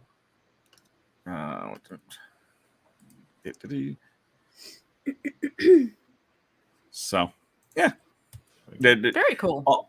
Exactly the what we've been kind of talking about is their spin-off comics and continuations. It's kind of neat. What just so that we can there's a link in YouTube for everybody. IDW comic did Star Trek Doctor Who crossovers. Yeah, that was assimilation, right? Don't talk about those. What was wrong? No, they were fine. I want to see those. Well, I think I have one. I think I have one of the comics. I think I have one of assimilation, if I'm not mistaken. But I was just like, I love the idea of crossing over like that, and I'm surprised that there hasn't been more crossovers. But it was 11th Doctor and Star Trek: The Next Generation with Rory and Amy as the companions on the Starship Enterprise. Brian Blessed as Omega. Yeah, I would pay real money for him to do an audio on Big Finish. I would pay full price for Brian Blessed to do Omega. That would be swell. Dave, you said you had some backups as far as beside Claire and me. Who else did you have? Because you had a list. I did. So I mentioned Iris Wildtime, who is one of the Big Finish characters, and it's such a brilliant character, and she's got such great companions. So that was one of them. The other one I had was Gareth, who was the little background guard in the Doctor movie, who had way too much backstory for just a cameo type thing. And we talked to Jeremy Reddick. Yep, and we had Jeremy Reddick on. Exactly. And the other side, and I kind of like the other one I wanted to see, and I kind of like, wait, why don't put them together? Is Chang Lee. So let's get the two of them from the 8th Doctor, and of course we've also talked to him as well. So we've got the two 8th Doctor characters. That would be kind of a lot of fun to put them together. And the other one I had was Sabalon Glitz and Mel. Yeah, and that did actually happen in at least one Big Finish, I believe. I don't know if it was their own or if it was a side plot of something else, but that was. I love Glitz is a weird, great kind of he's that scoundrel character that we don't get enough of. And if we're talking about now, properly written Mel is a great character. Mel from that era was terrible. Oh my god. Yeah, she's totally redeemed herself. Really? Yeah, who never touched a computer. No, she screamed a lot. Exactly. I literally wrote this. She had, what did I say? She has a scream that would have Hollywood horror queens jealous and wore puff sleeves that would make Anne Shirley's gables go green in envy. All right. Well, it was, when Sabalon Glitz came onto the scene on Mysterious Planet, he was kind of the thug. Yeah. And he kind of mellowed out when it got to Dragonfire, where he was kind of, I don't want to say comic relief, but he kind of just toned it down a little bit. He was still mean. I mean, he sold his crew. Yeah. To that guy on Ice He was World. a Ferengi. Yeah. He was that's He has his own moral compass, which we would not accept, but he does. Yeah. That would be. And you see that a lot more in the Trial of the Time Lord too, where he's a little bit more of a, he's got that morality to him in context of himself. Right. And I think, it'd be great if, unfortunately, Tony Selby has passed away, but it would have been great to have Tony Selby and Melanie Bush in Big Finish, which is mellowed out. She would meld out. Those would have been two, now seeing Melanie Bush as a Big Finish character going into the TV series, I think those two would have been nice. That would have been a good spinoff because she would be a great balance to Sabalon Glitz in what we've seen, what we've heard in the Big Finish articles. Would you prefer they recast Glitz or do a deep fake? Oh, no deep fakes in Doctor Who. No. Unless I'm going to correct that. I mean, it depends on who you get. Amazing. Yeah. I would always take a recast over a deep fake, unless it's something along the lines of a quick. They're on screen. It's a cameo going through. It's I don't need Sable and Glitz flying through space using the Force. Like, that'd be a terrible scene. We don't talk about this. Yes, exactly. Melina Mackenzie, what do you think? I'll start with Melina. What do you think? Do you think if we were to bring back classic characters, unfortunately, whose actor had passed away, do you think we should go deep fake, or do you think we should find a new person like David Bradley did with the first Doctor? Oh, I think it's a new person. It's like, speaking of which, something that I always, and I think all of us want, is Sean Pertwee, I think the son. Sean I think Pertwee, yeah. I am dying to see him like reprise his father's role as the second Doctor. So 60th anniversary. Excuse me, not the second, the third Doctor. Right. Yeah, you're right. Yeah, you're right. 3. Sorry. So I think that would be great. For me, I always wanted like imagine the 60th special. If they're gonna do, I don't know, something along the lines like the Day of the Doctor, something like that, I think it would be good.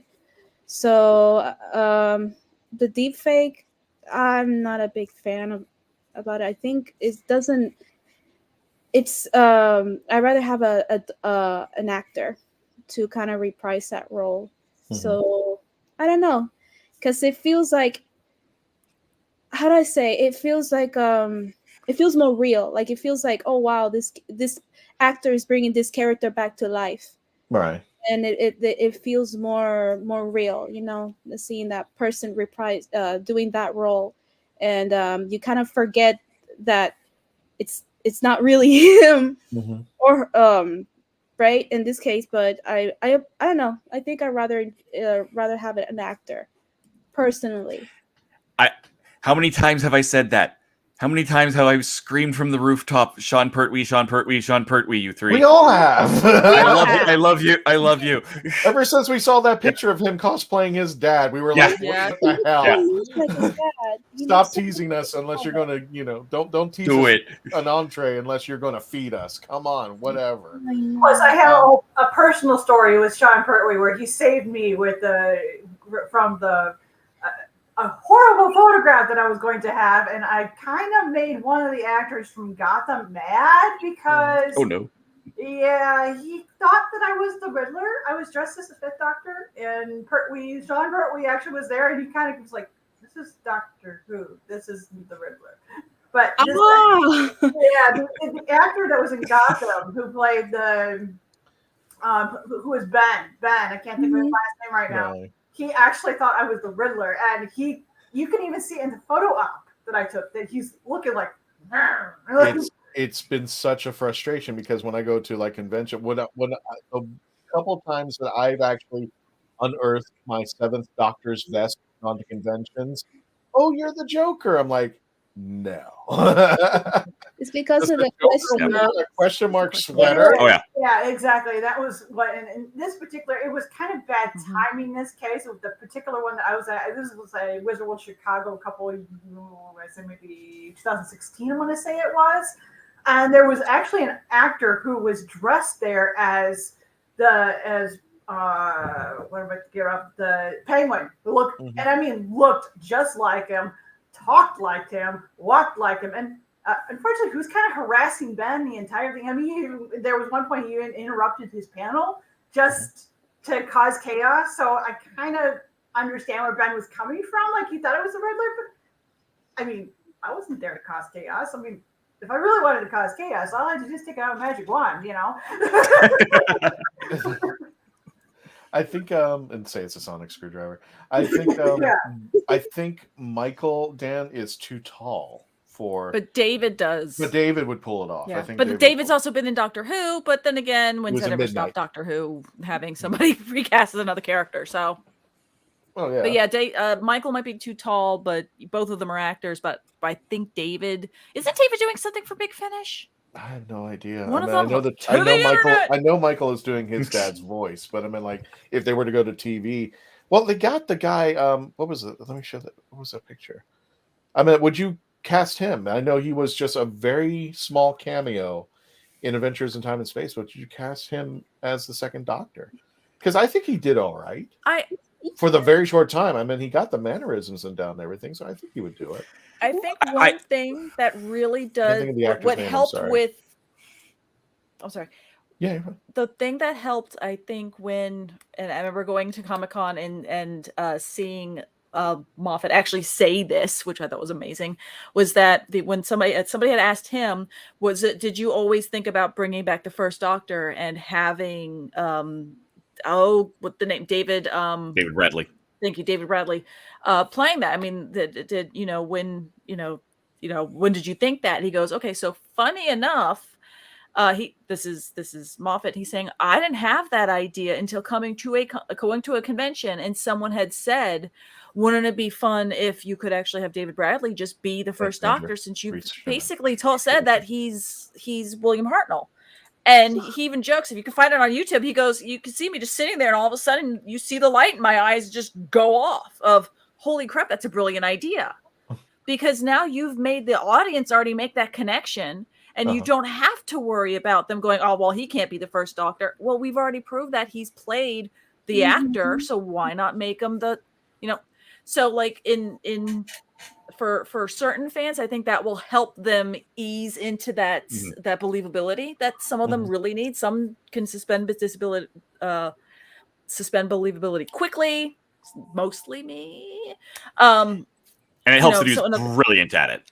But you have, some people have to be really, really brilliant. Yeah. But if you do that, it kind of helps ease them in a little bit more.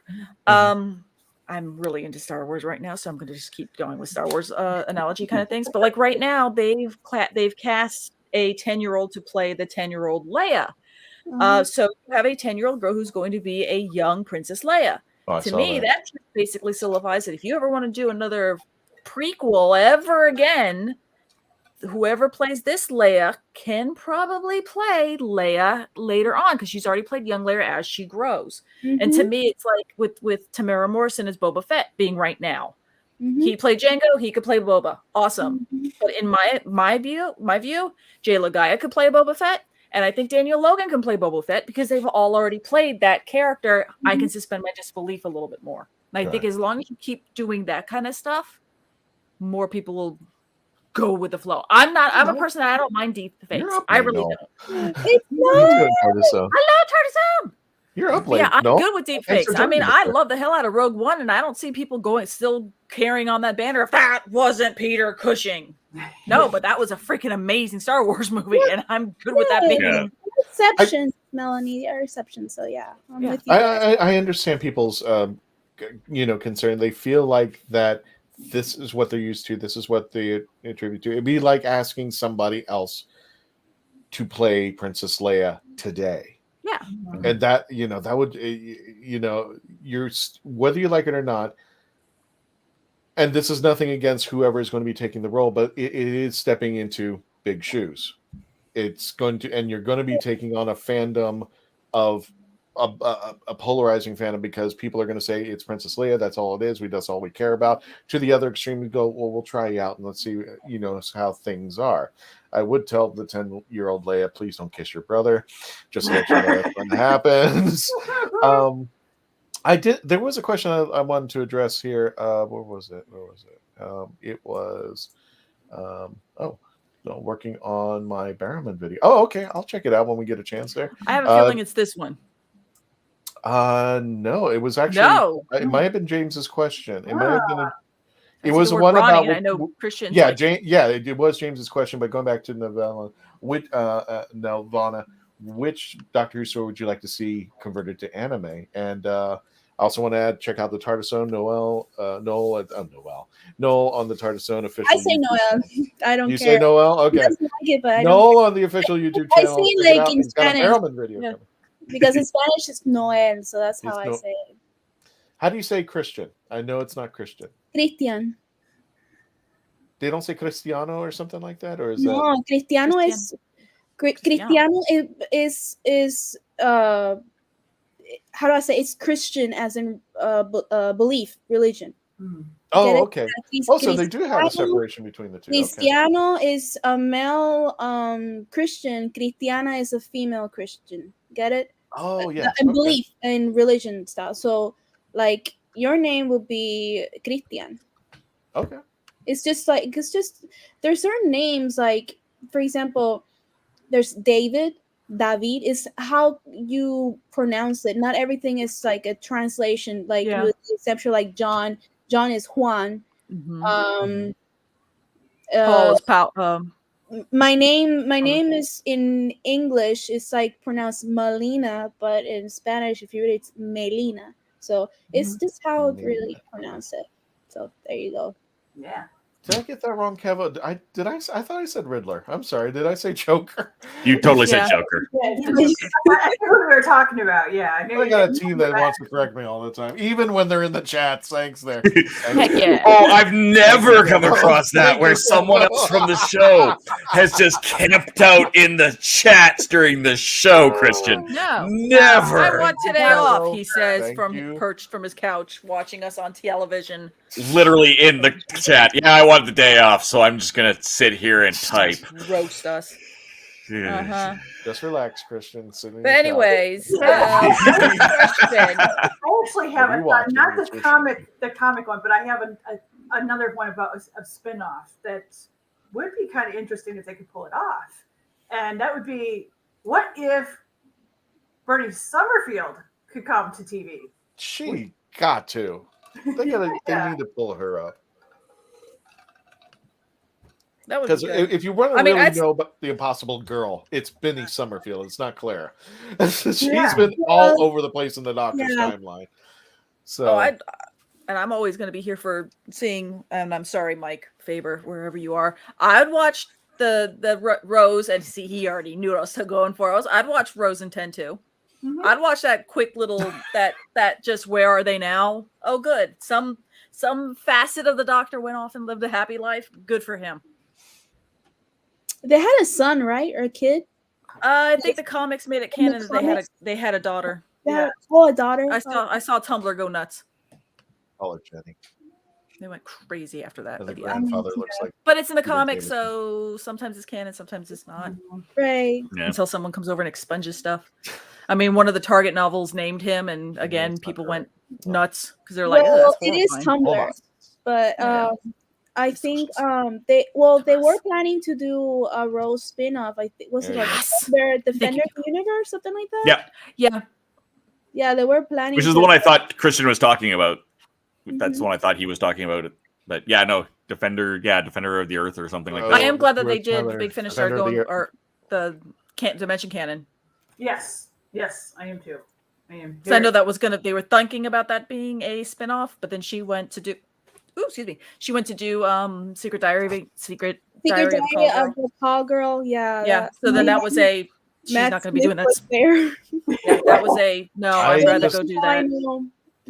There was a scene in that movie. I started watching the TV series just because of Billie Piper, and there was a scene where she is having a conversation while doing something to somebody, and it completely took my childhood Rose and killed it on the spot. And she's having a full-on conversation. A lot of actresses and even some actors will tend to take a role to help break the child mold off of them. That way they don't have that and help with the typecasting. It's a really totally good show. Get that. Yeah, because all 18 above, please. What's happened to every Disney kid when they want to try to break that mold because they don't want to be typecast, going to 30, like I'm still that kid from that TV show. Yeah, I can do something else. Diary of a Call Girl, yes. And I know there was an American version of it, but I don't think it. Yeah, with Jennifer Love Hewitt, I think with Jennifer Love Hewitt, if I'm not mistaken. I think you're right. Yeah, I can't. Yeah, I know they tried porting it over and didn't. Oh, also I was gonna mention, what's her name? The actress who plays Martha Jones. Prima Aguiman. Yes. I started watching a series. I can't remember the name of the series, and there was this one episode where I think I know what series you're talking about, and I can't remember it either. Oh, I have a home theater here, and sometimes those scenes happens.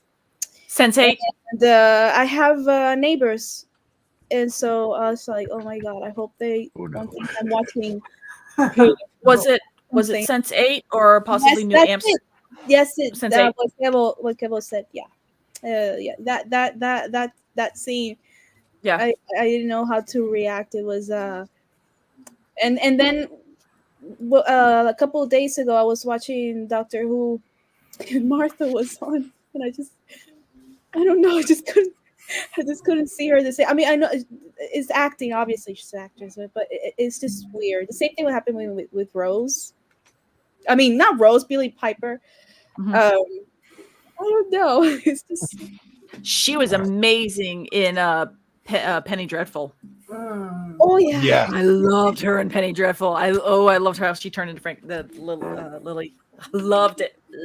Yeah, yes. I don't know why. I find fascination when I see like two or more Doctor Who's actors that are in the same project somewhere. So you got Timothy Dalton and Billy Piper, and the woman who played I was just say Vampires of Venice. Who passed away recently, unfortunately. She was also in the Harry Potter movies, and I can't think of her name. And if anybody can find it, throw it in the chats. I know what you're talking about. I saw Jenna Coleman in a movie, in a series called The Serpent, and that kind of threw my childhood Clara into the garbage can as well. I think it's like in the 70s theme kind. Also, I was thinking there was a Tennant movie. I forgot the name.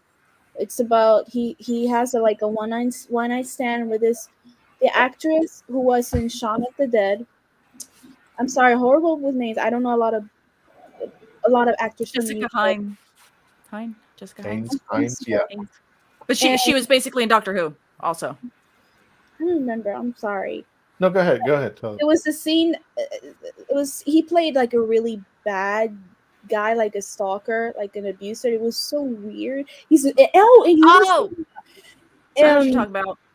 And he was in, what's it called? This series. Oh my god, this series. This killer, the Scottish. He was just in Dennis something. Yes, that's it. He was really good. I mean, actors like that, you have to admire how they like David Tennant portrayed this heroic kind of doctor, right, in Doctor Who, and then when you see him play this evil villain, and so cold, right, and it's shocking, I have to admit, but it's good. So going back to what Christian was saying with the actors that are all Doctor Who, they you get to see them play again.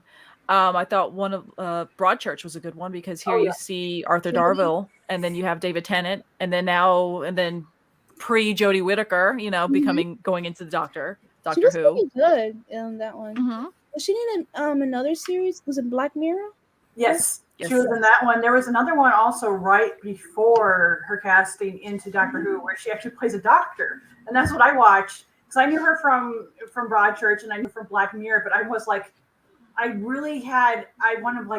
really see her as a doctor originally, so when I saw that, I was like, maybe I'll get some kind of idea what her doctor would be like. Yeah. Oh yeah, you see her doctor. You actually right towards the end of it. It's a drama, and she plays I want to say it's somebody who actually isn't a doctor. They're pretending to be a doctor, and they end up knowing getting away with it essentially. It's a very, very good series, and right at the end, you're like, oh, I'm the doctor. I'm the doctor, and you actually see. For a slight chance, you see 13 for a second there. I was like, ooh. James's question of wonder what hijinks James Corden and Stormageddon could get into, and all I could think is it would be that almost Wonder Years style where the narrator is Stormageddon, but it's in that fully adult voice, that kind of thing. So that would be like a look who's talking type deal, or yeah, kind of. But yeah, Kinda? that way you have Jane, Stormageddon's still a baby, doing whatever. But the narration is him as an adult, kind of looking back, almost like a little Christmas short story, Gene Shepard-y, a little bit too. That kind of deal. That way you're giving a baby basically lines and stuff like that. Because let's face it, the baby's you not do that Stephen Wright Yeah. joke. I'm 3 years old and everybody's talking to me like I'm an idiot. that would be funny. But there this might even be an episode too, because I remember Sylvester McCoy. When I saw him in other movie, the first movie I saw him outside of Doctor Who was 3 Kinds of Heat, and it was like this. It was a typical B-rated one of those movies that you expected, and the thing is, Sylvester is a bad guy. He's supposed to be this international crime lord. Yeah, and it was like a total. Well, the thing is, he was wearing the same outfit he was wearing in Doctor Who. They just took the hat and flipped it back down again. So he was just wearing the same outfit, kind of. And he was supposed to be this smoking bad guy, which he didn't seem to know how to. Ooh, the cigarettes would made him. It was just weird seeing him as a bad guy. And then he did a movie. I don't remember it too well, but it was called Beyond Fear, which he is a total bad guy. And then also, the movie he did with the one we interviewed him for. Yeah, the one plug. We interviewed Sylvester McCoy, y'all. Yeah. Plug. We've actually He's interviewed evil in for that. an upcoming movie, and what movie was that? I can't remember, but he did it with Al Shielder. Yeah, and to see him go off as just, as manipulated. It's when the victims become the monsters, and at first, I mean, I'll be honest, I had higher hopes of the film because I'm a big fan of that, where you go in and oh no, we're gonna kill and the tables. I love tables are turned kind of films. Yeah. I think a lot of it was funny enough editing where the owners. That's what the owners. Yeah, I think the story wasn't as strong as it could have been, and the editing could have been a little bit more. I think they just threw way too much in because they were trying to give it a backstory. Yeah. I think you can find it, Melina. I think you can find it on Amazon. They try to give it too much of a backstory because the story that was going on top of things, which was supposed to be a turnaround, it was like, okay, these kids are robbing this couple, and then all of a sudden the tables are turned. But now we find out there's this even deeper, darker history going on. And when they started going deep into it, it gave it way too much. I think there were more questions than answers. I thought they're going like, okay, why is this a thing now? What's happening here? It would have just been easier if it was just this mystery movie that turns around. Okay, who's really in charge? What's it called? This, the others, the owners. I'm sorry, the owners. The owners. It came out 2 years ago. I think it's on Amazon. I'm sure. I know I purchased it on Amazon to watch it. See, I was kind of hoping it was going to be like the movie, like Don't Breathe. Exactly. I was hoping for that because that movie was amazing. But yeah, it did. And I think that's in part my own fault. Sometimes I have a tendency of wanting something to be a bar raised, and I'm really interested to see him in the Munsters. And did they create that character for him? Or has that been? I don't remember Igor being in the Monsters TV series. Maybe actors were in Hotel. I have a feeling that Dave is looking that up right now. Actually, no, I was looking for something totally different. I'm going to say 3. I will look it up. No, I've got it memorized. I got 3 so far that I can remember. Paul McGann, the guy who plays Graham, which is now looting my brain at the moment, and Peter Capaldi. Sorry. Because when we interviewed Paul McGann, I was joking with Paul to say everybody talks to you about With Nail and I want to talk to you about Hotel. I know what it is. Oh yes. I'm sorry. You can actually pull. I think you can actually pull the full movie up on YouTube for free. Peter Capaldi singing. Yeah, Peter Capaldi singing. Oh, we're in trouble now. And Graham, the guy, Brandon. What? Brandon. The guy. Is that his name? Brandon Walsh. There's a scene with Bradley Walsh, Bradley Walsh, Paul McGann, and Peter Capaldi are in one scene for a brief moment. They're doing a funny bit. It's. Oh, Lee Majors is in that too. Lee Majors is in it as something like that.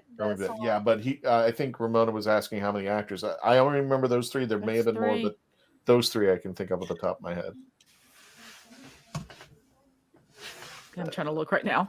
I feel a lot of us first saw David Tennant as Barty Crouch Jr. in Harry Potter.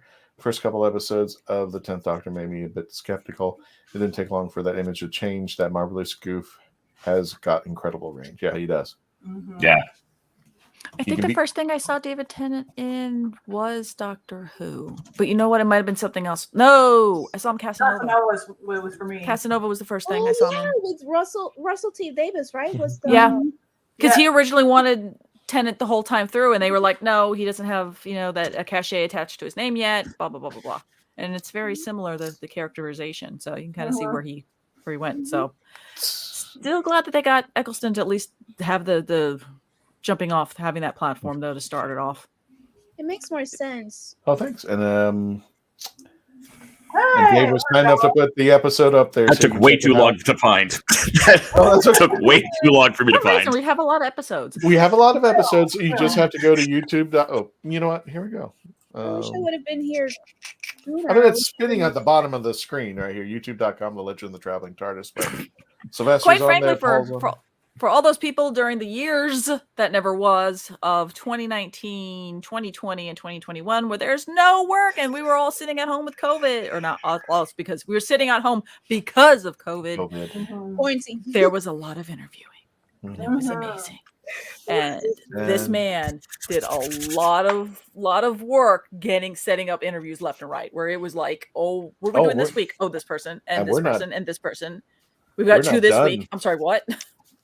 We're not done going into this year. So no, we're not. Might be a little slow, but we got some interviews coming up. Yeah.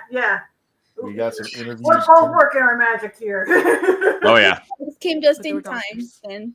But there was a lot of doctors. I wish I would have known you longer than that. Don't worry. We're still going. 10 years in, and here we We're go. not done by a long shot. Oh, you're ready. And I will connect with you, Melina, because I actually could use you in going forward with a project, because in my Write a Wand series, my magic is all Spanish. So a lot of times when I write a next book and I come with a spell, I am one of those people that I have to make sure that I have the accent in the right spot, even if the word is made up. So. And which accent? Forward. Yeah, I will say, like, I wanted to sound like this. Do I have the accent in the right place? No. You William Hartnell, because he was always like the kid when they were telling me just flick a switch, and they were like, the kids will notice which switch I'm flicking to dematerialize, or if it does this or does that. And he was like, wow, that's a commitment, sir, that I was not looking out for, but hey, I'm glad you were part of that. And on the flip side of that, you got Alan Tudyk in Firefly, where no matter what he does, it's click, click, click, the same three for everything. Watch, there's certain times taking off, landing. There's certain times where he wasn't touching anything. He was. You look over and you're like, he's not holding anything. He's miming it. Fooled everyone in. I love that man. I love that man so much. He's a wonderful human being. He's absolutely. I do want to watch his series on Sci-Fi. Absolutely. I really want to get a chance with them. He will always be Steve the Pirate for me. Yarr. Gosh. My sad self. Was I the only one that felt bad when the I can't think of the guy's name, but the lead character berated him like, "You're not a pirate. You're not a pirate." Arr. He walked away. I hated that man. Yeah, I angry. It's like, how dare you, Vince Vaughn? Vince Vaughn. Need an interview. I know he has a character name, but Vince Vaughn. Anybody know off the top of my head? The name sounds familiar, but it's not kicking in. Keith Barnfather. Let's just say we got some interviews coming up. Some of them hopefully from the TV show. We're just booking them. Two big Finnish gentlemen. I'm just going to say because I don't want to land anything that may not land, but it's just a matter of time. I mean, just putting them on the show. It's all about, it's all about getting somebody that has a connection with Doctor Who. I mean, we do have some that don't have any, but figured it out. Yeah. Oh, okay. I So got really Keith, lucky with Binge Watcher Guy because a lot of people were like, "Oh yeah, you do the right ones." It was really easy. I was like, the network connection. Of course, my network connection has gone now. Yeah. I'm reading Keith's CV, so I'm saying, oh, okay, director, producer. No, fine. yeah, there's definitely got one that we've got. I know who Mackenzie's thinking too, isn't it? It's going to be a great time with that one. So, some guests we're trying to bring back again. It just happened. Oh, that's a different one. That's a different one completely. Oh, I know. Yeah, and I just happened to be in the right place at the right time with this one. It's kind of like what happened with the producer that's currently looking at the right ones and considering it. It happened in that case too, where I was in the right place at the right time. Yeah. Bye, Keith. Thank you for joining us. Have a good night, Keith. Yes. Thank you for joining I'm going to have to take off fairly soon as well. Yeah, we're going to go ahead and end the show. I just think it's funny the way that we've gotten interviews before. I meant Scott Woodward, who wrote the Juggernauts for Big Finish. He sent me. He literally posted in the Traveling TARDIS, and I said, I think we did some episode or some. I was talking about Big Finish in the Traveling TARDIS Facebook page. And he responds and he goes, "Yeah, I wrote the Juggernauts. You want to have me on?" I'm like, "That's how we got." Yes, that's how we got him. I'm just like, do. "What?" Oh, the Mythmakers. Yes, Ramona. Yes, I remember the Mythmakers. Yes. Oh my God, there's so much Doctor content out there, more than just the TV show itself. You'll never live long enough to. You'll have to be able to regenerate and have two hearts to watch all the content, and even all the content that's going to be coming out soon. So, I think on that note, folks, we'll call it a night. Calling it a night. I'm hungry. I want to go. Yeah, I know. Me too. Anybody have any last words before we end the episode? Again, don't forget, if you haven't subscribed all yet, we're getting to that big 2000, but we need your help. Please go to youtube.com if you're not on that page, The Legend of the Traveling TARDIS. Just a like, share, comment. And if you want to help the show, we're always taking super chats to improve stuff out there, and hopefully we'll be at a convention near you. We are looking at MegaCon. Yes. And there may be other cons in between or thereafter, but we will let you know through the Facebook page and now on the YouTube channel of places that we will be going out there. So, let's go ahead and wrap this up. Stand by, folks. Let me go find it. I got to go through a lot here to find. Just real quick. We're ending. Wait. I'll do this real fast. So the Traveling TARDIS pictures of the day. I've been trying to be proactive about this. Brought to you by the Facebook page of Legend of the Traveling. Went to Mardi Gras over at Universal Studios, and here are just some quick pictures, and you can find these on the Facebook page. That's one of my favorites. Ooh. Right there, the mummy. That is the mummy.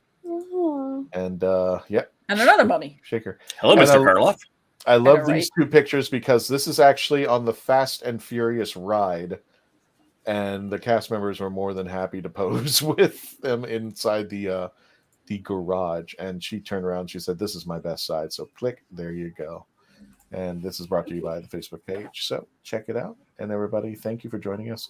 Please stay safe and always, always be part of us as we continue to become part of the legend. Bye. Oh, the other button.